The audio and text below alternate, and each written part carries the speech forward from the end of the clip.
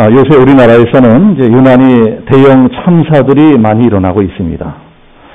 이제 제천 스포츠 참사 센터 이제 참사가 일어난 지 얼마 되지 않았는데, 최근에 또 이제 밀양에 있는 이제 요양병원에서 불이 나서 아까운 목숨들이 많이 죽었습니다. 사람 일이란 참 알 수가 없습니다. 멀쩡히 목욕하러 갔던 엄마가, 내 아내가 하루아침에 싸늘한 시체가 되어서 돌아올지 누가 알았겠습니까? 요양병원에 입원시킨 부모님들이 졸지에 이렇게 비명에 돌아가실 줄 누가 알았겠습니까?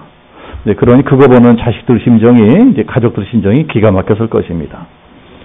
이런 사건들을 보면서 깨닫게 되는 것이 무엇이냐?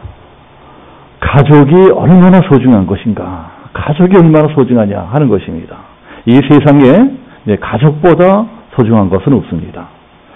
이번에 갑자기 사고를 당해서 죽은 사람들을 장례 치르는 장례식장에서 제일 많이 나온 말이 엄마 미안해, 내 딸아 미안해, 여보 미안해, 살아있을 때 잘해주지 못해 너무 미안해. 장례식장에서 가족들이 다 이런 말을 하면서 눈물을 흘렸다고 합니다. 우리 인생의 비극이 무엇이냐? 그런 건 너무 늦게 깨닫게 된다는 것입니다. 내 가족, 내 부모, 내 자식, 우리 형제가 얼마나 소중한지를 죽고 난 다음에 깨닫게 되는 것입니다. 그래서 내가 왜 그랬을까? 왜 내가 우리 집사람이 살아있을 때 좀 잘해주지 못했을까? 왜 우리 부모님이 살아계실 적에 좀 더 효도하지 못했을까? 하고 가슴을 치고 후회를 하지만 이미 어떻게 되었어요? 너무 늦었습니다. 너무 늦어버렸어요. 이렇게 너무 늦게 깨닫게 되는 것이 우리 인생의 비극입니다. 그래서 이런 사건, 사고들을 통해서 우리가 꼭 깨달아야 될 진리가 이것입니다. 가정의 행복이 곧 내 행복이라는 것입니다. 가정이 행복해야 내 인생도 행복합니다. 만약에 내가 이 세상 모든 좋은 것을 다 가졌다고 할지라도 만약에 내 가정이 행복하지 못하다면 그런 게 다 무슨 소용이 있겠어요? 내가 아무리 돈 많이 벌고 성공하고 출세했다 하더라도 가정이 행복하지 못하다면 내가 밖에서는 아무리 떵떵거리고 잘 나간다고 하더라도 집에만 들어가면 열받는다. 집에만 들어가면 맨날 욕하고 싸우고 이래서는 집에 들어가기 싫다. 그런 사람은 불행한 사람입니다. 인생에 실패한 사람입니다. 그러나 반대로 비록 내가 좀 별 볼 일 없고 돈도 없고 가난하고 성공하고 출세도 못했다 할지라도 가정이 행복하다면 비록 내가 밖에서는 별 볼 일 없고 무시당하고 고생하고 산다고 할지라도 집에만 들어오면 나는 너무 행복하다. 내 아내, 내 남편, 내 새끼들하고 사는 것이 나는 너무너무 행복하다. 집에만 들어오면 나는 천국에 들어온 것 같다. 그런 사람은요, 성공한 인생입니다. 그게 성공이 아니고 뭐가 성공입니까? 도대체 우리들이 뭐 때문에 새벽부터 밤중까지 고생고생 돈 벌러 다니고 직장 다니고 장사 그렇게 합니까? 인류의 평화를 위해서 그러는 게 아니잖아요. 대한민국의 번영을 위해서 그러는 게 아니잖아요. 알고 보면 내가 다 우리 가정의 행복을 위해서 이러고 사는 것입니다. 내가 이 고생하는 것이 사실은 다 내 가족의 행복을 위해서 이러고 사는 것입니다.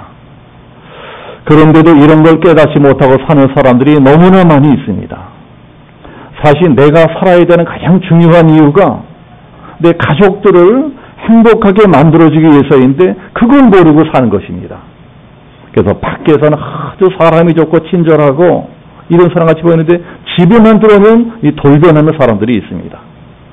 가족들에게 아무렇게나 막 하는 것입니다. 말도 막 하고 행동도 막 하는 거예요. 도무지 이 가족들을 소중하게 여길 줄 모르는 것입니다. 자, 왜 그럴까요? 왜 그럴까요? 아마도 너무도 가까운 사이니까 그럴 것입니다. 너무 가까운 사이니까. 그러니 우리들은 참 이상하죠. 가까우면 가까워서 더 잘해줘야 되는데 어떻게든 우리들은 가까우면 가까워서 더 아무렇게나 막 합니다. 가까우면 가까울수록 더 함부로 말하고 더 함부로 행동을 합니다. 가까우면 가까울수록 그 사람들의 장점보다 단점만 보입니다. 가까우면 가까울수록 이 잘못된 것만 보이는 것입니다. 그래서 우리 남편은 저게 문제고 우리 집사람은 저게 문제고 우리 아이는 저게 문제야. 그러니 계속 문제만 지적하게 됩니다. 당신도 지금 왜 그래? 너는 지금 왜 그렇게 하니? 이제 그런 게 이제 잔소리죠. 이제 그런 게 잔소리입니다. 그런데 잔소리한다고 사람이 변합니까? 저는 이제까지 잔소리 듣고 변했다는 사람은 한 사람도 만난 적이 없습니다. 그런데도 왜 잔소리를 하느냐? 내 눈에 그런 것만 보이니까 계속 잔소리하게 되는 것입니다. 그러나 내 눈에 그런 게 많이 보이면 보일수록 이 문제 해결은 더 되지 않습니다. 내 남편 자체를 보고 내 아내나 우리 아이들을 그 있는 그 자체로 봐야 되는데 우리들은요 오로지 그 사람이 가지고 있는 문제만 보는 것입니다. 그러니까 문제만 보니까 더 문제가 생기는 것입니다. 너는 이게 문제고 당신이 이게 문제야. 그 문제를 지적하면 지적할수록 더 반발하고 더 고치려고 하지 않는 그런 경향이 있습니다. 그래서 우리들은요 내 눈을 바꿔야 될 필요가 있습니다. 남을 바꾸려고 하기 전에 먼저 사람을 보는 내 눈부터 바꿔야 되겠다. 내 남편이나 내 아내에게 이런 문제가 있다. 우리 아이에게 이러한 문제가 있다. 그래도 그 문제만 보면 그 문제는 절대로 해결되지 않습니다. 그럼 어떻게 될까요? 그 문제 대신에 사람이 보여야 될 것입니다. 바로 그 문제 때문에 힘들어하는 내 남편이 보여야 되고 우리 아내가 보여야 되고 우리 아이들이 보여야 되는 것입니다. 솔직히 이 세상에 문제 없는 사람이 어디에 있겠습니까? 아무리 완벽해 보이는 사람이랄지라도 가만히 보면은요 한두 가지 단점 없는 사람 아무도 없습니다. 한두 가지 문제 갖고 있지 않은 사람 아무도 없습니다. 자, 그런 문제가 있으면 누가 제일 힘들까요? 누가 제일 힘들까요? 내가 제일 힘들어요. 자기가 제일 힘든 것입니다. 자기가 제일 괴로워요. 그러니까 나 자신도 어떻게 하지 못하는 바로 그 문제 때문에 막 힘들어하고 괴로워하고 이런 그 사람을 봐야지 그 사람의 문제만을 봐서는 안 된다는 것입니다. 그래서 우리가 오늘 말씀을 잘 봐야 될 것입니다. 오늘 말씀을 잘 보면 하나님이 우리를 어떤 눈으로 보고 계시느냐 하는 것을 알 수가 있습니다. 하나님이 우리를 어떤 눈으로 보고 계시느냐? 우리 한 사람 한 사람을요 너무 소중한 존재로 보고 계신다는 것입니다. 자, 오늘 성경은 예수님이 천국에 대해서 가르쳐 주시는 이 비유 말씀입니다. 자, 천국이란 어떤 것이냐? 44절 보면 천국은 마치 밭에 감춰놓은 보화와 같다. 그리고 그 다음 이 45절 46절을 보면 천국은 마치 좋은 진주를 찾아다니는 진주장사 같다 하고 말씀하십니다. 자, 우리 오늘 읽은 말씀 45절 46절 다시 한번 같이 합독해 보겠습니다. 자, 45절 46절 다 같이 시작. 또 천국은 마치 좋은 진주를 구하는 장사와 같으니 극히 값진 진주를 발견하며 가서 자기의 소유를 다 팔아 그 진주를 사느니라. 여기 이제 극히 값진 진주가 나오는데 이 진주가 무엇을 비유하는 것일까요? 이 진주는 이제 예수님을 비유하는 것 같습니다. 예수님은 극히 값진 진주처럼 귀한 분이시다. 그러니 내가 가진 모든 것을 다 팔아서라도 내 인생의 주인으로 예수님을 모셔드려야 된다. 주 예수보다 귀한 것은 없네. 이런 찬송이 있는 것처럼 예수님이 제일 귀하다는 것입니다. 그러니 우리는 그 귀한 예수님을 위해서 내 인생을 바쳐야 된다. 희생해야 된다. 헌신해야 된다. 하는 말씀처럼 보입니다. 그러나 성경을 잘 보면은 이제 반드시 그렇지만도 아닌 것을 알 수가 있습니다. 자, 45절 보세요. 자, 45절 보면 천국은 뭐라고 말씀합니까? 또 천국은 마치 좋은 진주를 구하는 장사와 같으니. 천국이 뭐이냐? 천국은 진주 자체가 아니라 진주를 구하는 장사와 같다는 것입니다. 천국은 마치 좋은 진주를 사러 다니는 장사꾼과 같다. 요새 성경도 열심히 읽으시는데요. 우리가 성경을 읽다가 천국이라는 말씀이 나오면 아하, 이게 바로 예수님에 대한 말씀이로구나 이렇게 생각하시면 됩니다. 예를 들어서 천국은 너희 가운데 있느니라 이러면요, 예수님은 너희 가운데 있느니라. 또 회개하라 천국에 가까웠느니라 이런 말씀이 나오면 회개하라 예수님이 가까웠느니라. 천국의 주인이신 예수님이 가까이 오셨다는 것입니다. 세례요한이 이제 그런 말을 했습니다. 그러니까 천국이 곧 예수님이고 예수님이 곧 천국의 주인이시다. 우리가 조금 전에 부른 찬송가 가사에도 그런 게 나오죠. 높은 산이 거친 들이 초막이나 궁궐이나 내 주 예수 모신 곳이 어디라고요? 그 어디나 하늘나라. 그러니까 예수님을 모시기만 하면 거기가 어디든지 하늘나라가 된다는 것입니다. 자, 이렇게 천국이 바로 예수님 자신이시고 천국은 바로 예수님의 나라다. 자, 그러니까 여기 나오는 진주 장사는 누구를 뜻하느냐? 예수님을 뜻하는 것입니다. 바로 예수님 자신을 뜻합니다. 우리가 진주 장사가 아니고 예수님이 진주 장사라는 것입니다. 그런데 오늘 말씀에서 진주 장사로 나오는 예수님이 뭘 하고 계시나요? 진주 하나를 얻기 위해서 자기가 갖고 있는 모든 것을 다 팔아버립니다. 진주 하나를 사기 위해서 자기 갖고 있는 모든 것을 다 희생해버립니다. 자, 실제로 예수님도 그렇게 하지 않으셨습니까? 예수님은 영광스러운 하늘 보좌를 다 버리시고 이 낮고 천하 세상으로 내려오셨습니다. 이 세상에 오셔서도 자기 갖고 있는 거 다 버리시고 능력들 다 버리시고 온갖 고생을 다 하고 사셨습니다. 그러다 맨 마지막엔 십자가에 못 박혀서 피 한 방울 물 한 방울 다 쏟아버리셨습니다. 그렇게까지 하시면서 사려고 하신 것이 무엇이냐? 무엇입니까? 바로 나라는 것입니다. 나를 사시려고, 우리들을 사시려고 그렇게 하셨다는 것입니다. 그 귀한 몸짓고 피 흘려서 사신 것이 바로 우리들이래요. 우리들. 진주 장사꾼처럼 그 가지고 있는 모든 것을 다 팔아서 다름이 아닌 바로 나를 사셨고 우리들을 사셨습니다. 그분이 바로 우리가 믿는 예수님이라는 것들을 믿으시기를 축복합니다. 자, 그렇게 진주 장사꾼이 예수님이라면 오늘 말씀에 나오는 진주란 바로 우리들을 뜻합니다. 우리들이 진주예요. 진주가 바로 여러분들이고 바로 저라고 하는 것입니다. 그러니까 예수님의 눈으로 보면 그만큼 우리들이 귀한 진주라고 하는 것입니다. 진주도 그냥 보통 진주가 아니고 극히 값진 진주.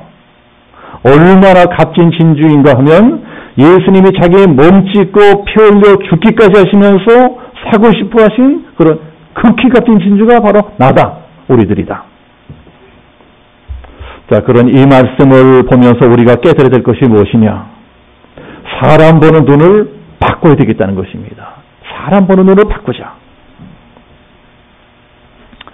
다른 사람뿐만이 아니고 내가 나를 보는 눈도 바꿔야 될 것입니다. 솔직히 내 눈으로 나를 보면은요, 나는 절대로 진주가 아니에요. 아이고, 나 같은 것이 무슨 진주냐? 나같이 돈도 못 벌고 무능하고 배우지도 못하고 이런 나 같은 것이 무슨 진주냐? 진주는커녕 이 싸구려 돌멩이는 것도 못한 것 같아요.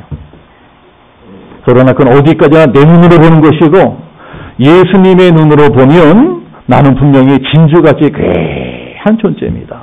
그것도 시시한 진주가 아니고 극히 값진 진주. 저도 이제 예전에 저 신앙이 어릴 적에는 뭐 오살리 기도원이다, 뭐 강남 금식 기도원이다, 기도원께나 어지간히 쫓아다녔습니다. 우리나라 기도원이라는 기도원 다 쫓아다녔어요. 기도원을 쫓아다니면서 기도 많이 하는 분들 정말 여러 분 만났습니다. 그 중에는 하도 기도를 많이 해서 뭐 영안이 열렸다고 하는 분도 만났어요. 막 영안이 열려서 귀신도 보이고 천사도 보이고 그런다는 것입니다.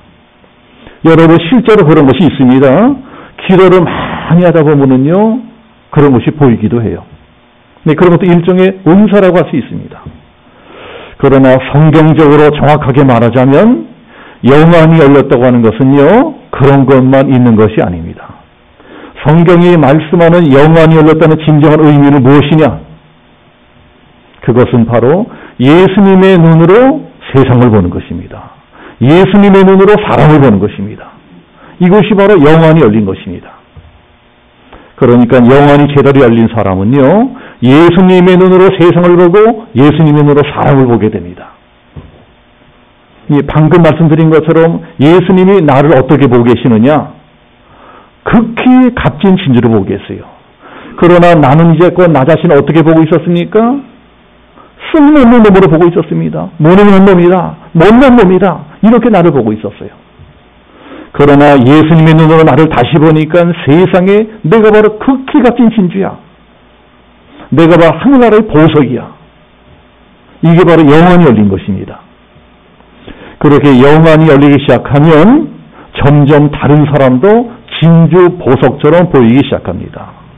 이제까지는 속색이는 내 남편을 보면 꼭 마귀 새끼같이 보였는데 영의 눈이 열려서 내 남편을 다시 보니까 세상에 저 사람이 바로 극히 값진 진주야. 바가지만 팍팍 긋은 내 아내가 그 속색이던 내 새끼들이 영의 눈을 열고 다시 보니까 세상에 저 여자가, 세상에 우리 아이들이 극히 값진 진주야. 자, 우리 모두가 다 이런 영의 눈이 열리게 되시기를 축복합니다. 영의 눈이 열려야 우리 가정이 새로워집니다. 이런 영의 눈이 열린 사람이 자꾸 늘어나야지 교회가 새로워지고 우리 나라도 새로워지는 것입니다. 그러니까 나부터 사람 보는 눈이 바꿔줘야 되겠다는 것입니다. 어떤 사람 보든지 내 눈으로 보고 함부로 판단하고 정죄하고 그러지 말고 예수님의 눈으로 보려고 애를 써야 될 것입니다.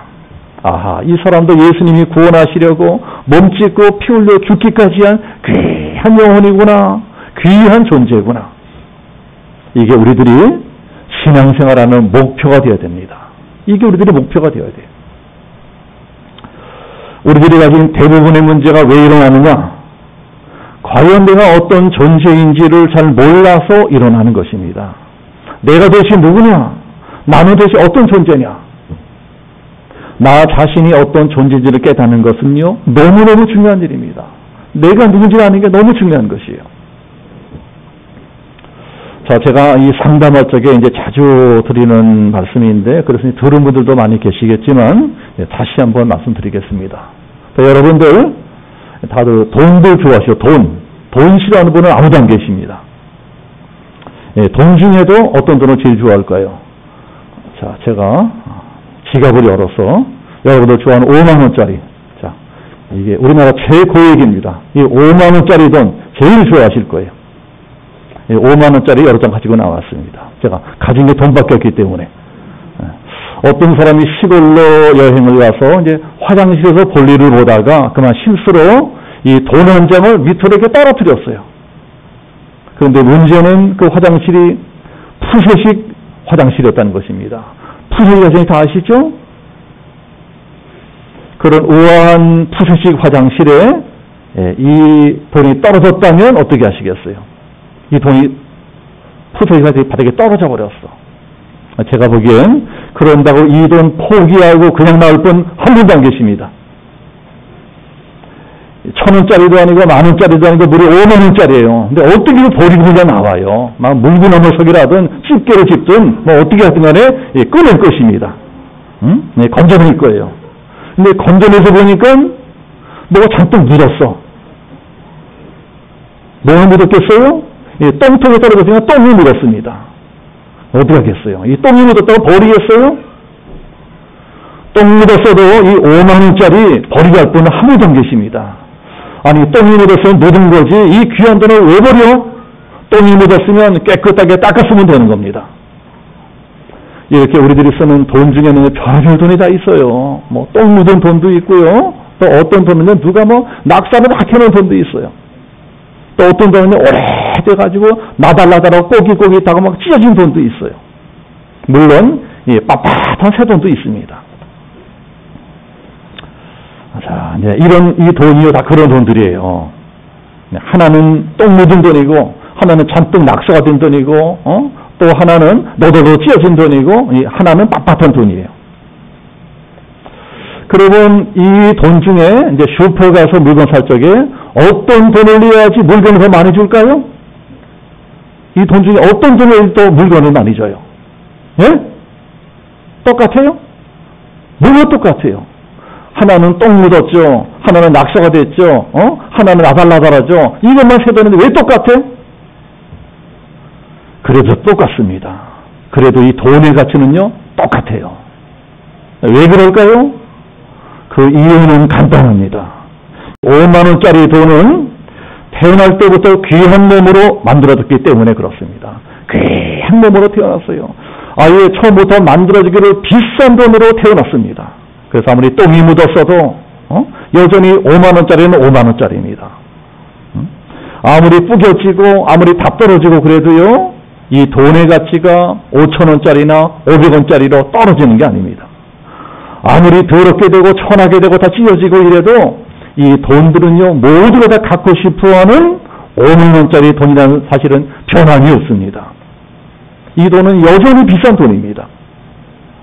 여러분, 우리도 마찬가지라는 것입니다.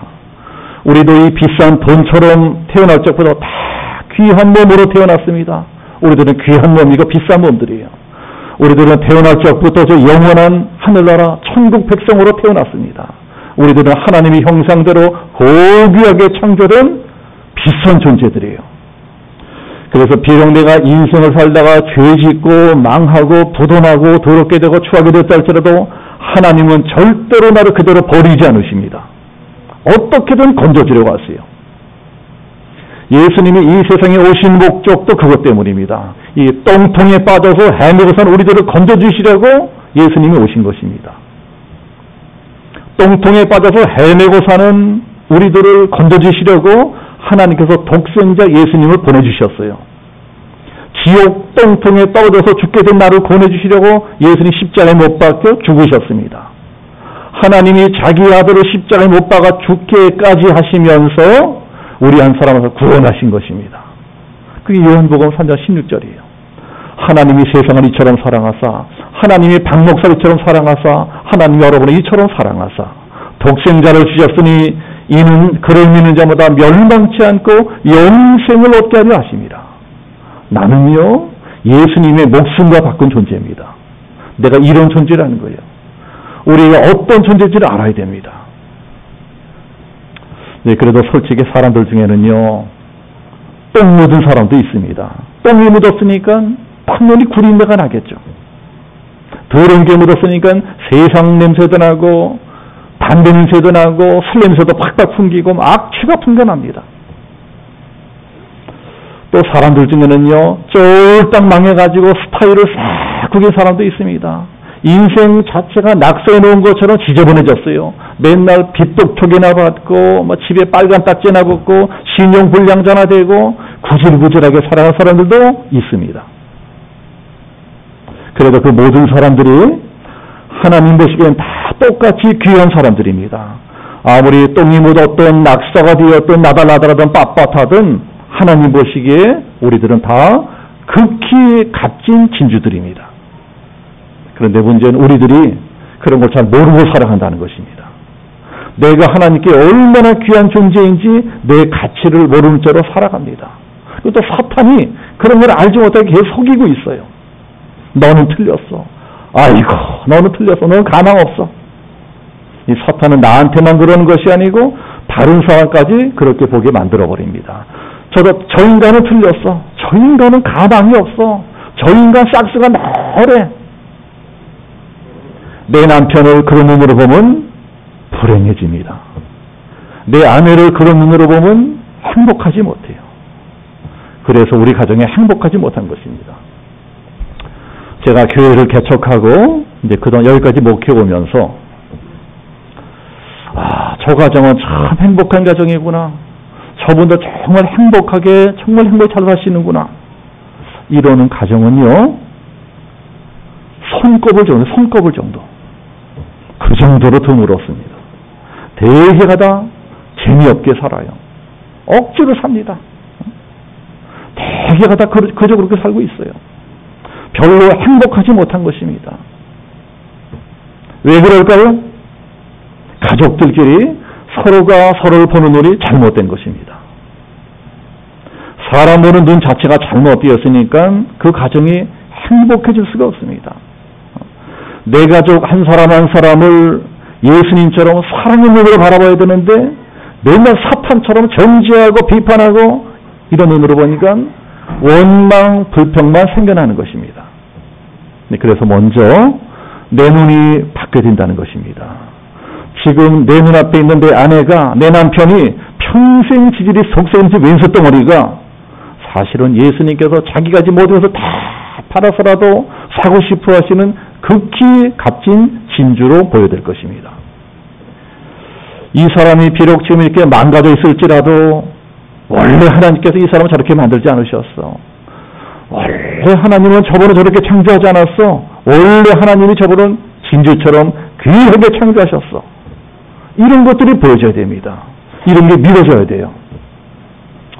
그런 눈으로 사람을 보고 그런 눈으로 세상을 보기 시작하면 분명히 내 인생에도 변화가 일어나기 시작합니다. 자, 이거는 실제로 있었던 일인데요. 이제 어떤 사람이 조그마한 중소기업을 다니다가 정년퇴직을 했습니다.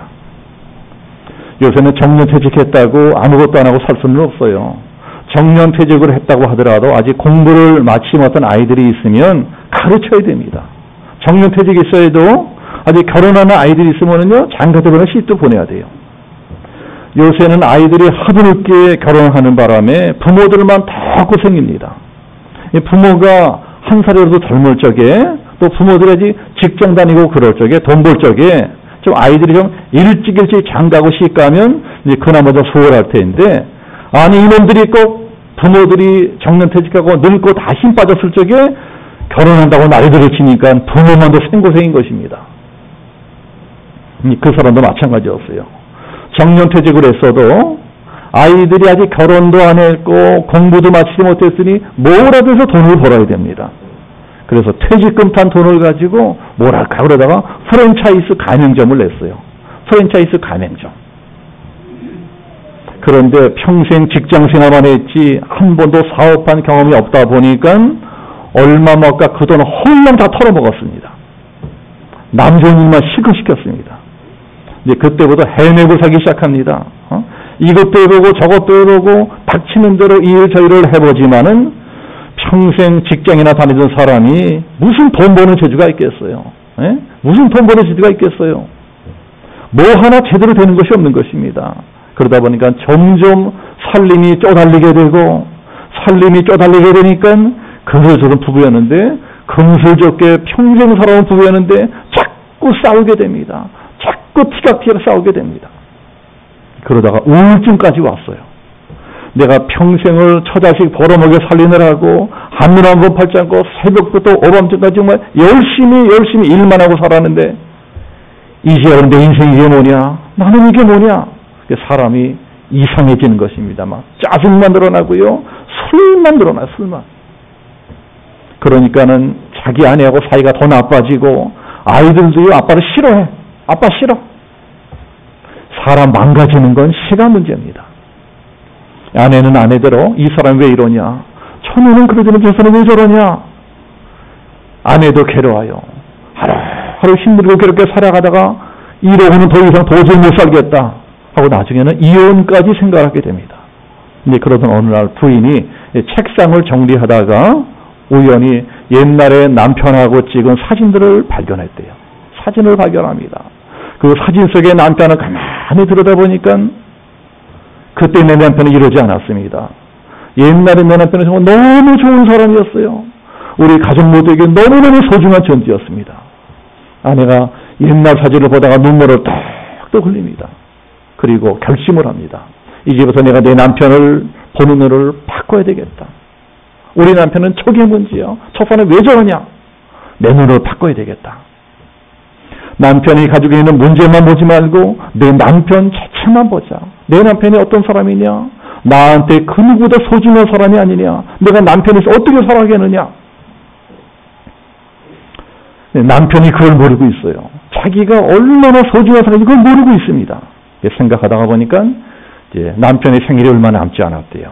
그래서 이렇게 하자 하고 남편의 생일날 아이들하고 남편 생일 준비를 합니다.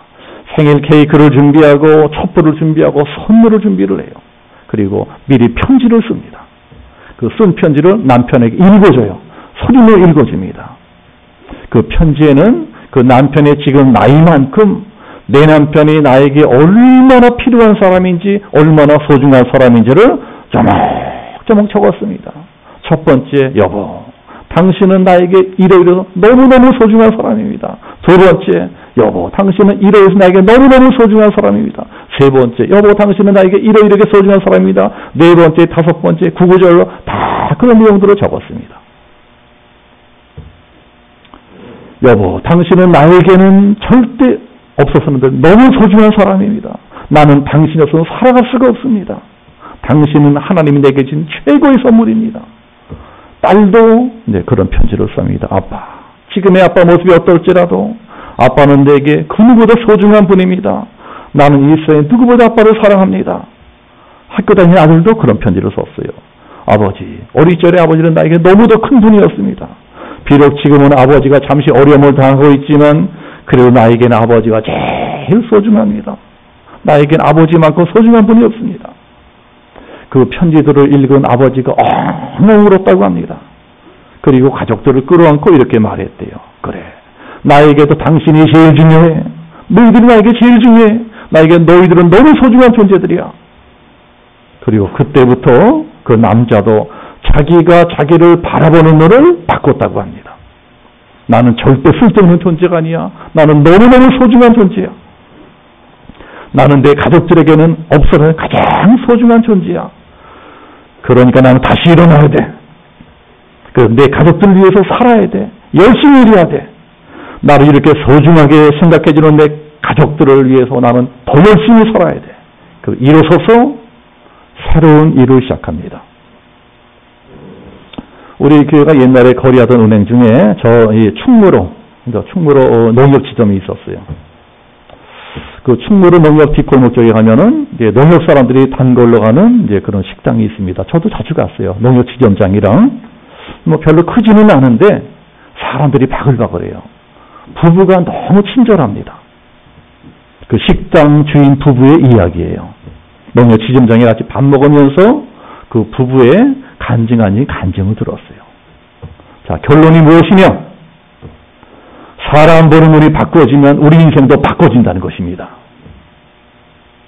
다른 사람들이 나를 어떤 눈으로 보고 있든 예수님만은 나를 극히 값진 진리로 보고 계신다. 내가 다른 사람들을 어떻게 보고 있든, 내가 내 남편, 내 아내, 다른 사람 어떻게 보고 있든 예수님은 그 사람들을 모두를 극히 값진 진주로 보고 계신다는 것입니다. 이것이 믿어진다면 그 누구라도 새로운 인생을 살아갈 수 있습니다. 여러분, 우리들은요 다 극히 값진 진주입니다. 옆 사람 쳐다보시면서 저 따라서 큰 소리로 다 같이 한번 해봅시다. 당신은 극히 값진 진주입니다. 자, 이 한 주간도 우리 모두는 다 예수님 보시기에 극히 값진 진주다. 이 사실을 꼭 기억하시고 이 한 주간이 하나님과 동행하는 복된 한 주간이 되어지기를 예수님 이름으로 축복합니다. 우리 함께 기도하겠습니다.